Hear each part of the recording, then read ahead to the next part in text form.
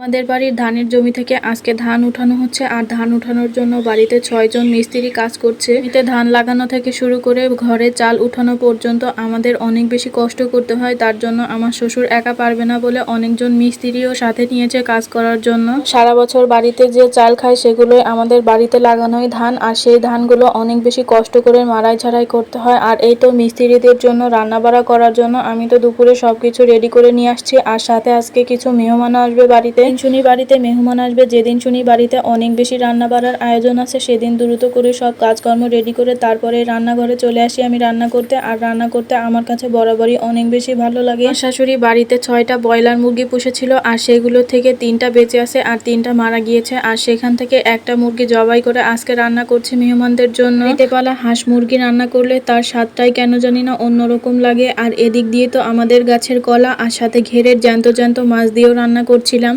বাড়ির মিস্ত্রি আর মেহমানদের জন্য গরুর মাংস রান্না করেছি, শাশুড়ির পালা মুরগি রান্না করেছি, কলা দিয়ে মাছ দিয়ে রান্না করেছি। আর এদিক দিয়ে তো আমাদের গাছের পাকা পাকা তেঁতুল দিয়ে টক ডাল রান্না করেছি। এটা তো অনেক বেশি মজা লাগে খেতে। তো গেলে প্রায় প্রত্যেক দিনই আমাদের বাড়িতে টক ডাল রান্না করতে হবে, কারণ আমার শ্বশুর টক ডাল খেতে অনেক বেশি পছন্দ করে। তাই মিলিয়ে আজকের ভিডিওটি এই পর্যন্ত। দেখা হচ্ছে নেক্সট ভিডিও নিয়ে। আর আপনারা অবশ্যই কমেন্ট বক্সে বলে যাবেন আমার ভিডিওটি আপনাদের কাছে কেমন লাগে। সবাই ভালো থাকবেন, সুস্থ থাকবেন। আল্লাহ হাফেজ, আসসালামু আলাইকুম।